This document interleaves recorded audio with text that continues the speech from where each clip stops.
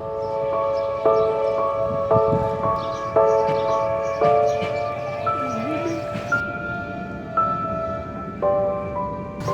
के चले गए बेटा कुल्हाड़ी से। मैंने कहा बेटा नहीं तोड़ो, ये मेरा घर बड़ी मुश्किल से बनाया था घर, आप तो तोड़ के जा रहे हो, बाथरूम का जगह भी नहीं है, आगने मुझने की जगह भी नहीं है, फिर मैं रहूं कहाँ पे। मगर एहसान नहीं किया, तोड़ दिया।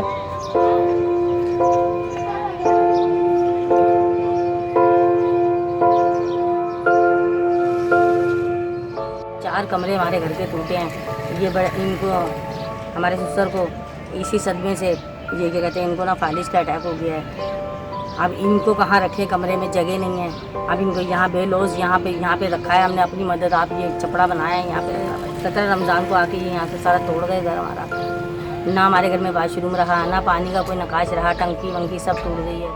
कितने परेशान है। अभी इनको एहसास हुकूमत को नहीं है। हुकूमत ने ये कहा था तब्दीली आएगी, वाकई तब्दीली आ गई कि हम लोग रोडों पर बैठ गए। हालतें भी ख़राब हो जाती है, हॉस्पिटल जाते हैं फिर आ जाते हैं, कहाँ जाएंगे कोई ठिकाना नहीं है। कब तक किसी अजीज रिश्तेदार के घर पे रहेंगे। 1-2 बंदा हो तो रह जाए ना, जिसके घर में 15-16 अफराद या 20 अफराद वो कहाँ जाएंगे। एक घर में 3-3, 4-4 फैमिलियाँ रह रही थी, अब वो तो तोड़ के चले गए, कहाँ जाएंगे हम लोग। यहीं पड़े हुए मलबे के ढेर पे, ना मलबा उठा रहे हैं ना कोई सफाई कर रहे हैं। और ये आके कह जाते हैं कि भाई आपने क्यों क्या नाम ये झोपड़ा बनाया, क्या किया, ससुर साहिबान हमारा ले लिया। ये देखो इन चाचा की जगह को भी आज कह के गए कि आगे से नफरी आ रही है, तोड़ देंगे, सामान ले जाएंगे। भाई ले जाए ना, बिल्डोजर ऐसा फेरते कि हम लोग ही ना बचते। बेहतर तो ये था ना कि हम लोग ना बचते, क्योंकि इस हुकूमत को तो हमारा एहसास होना है नहीं।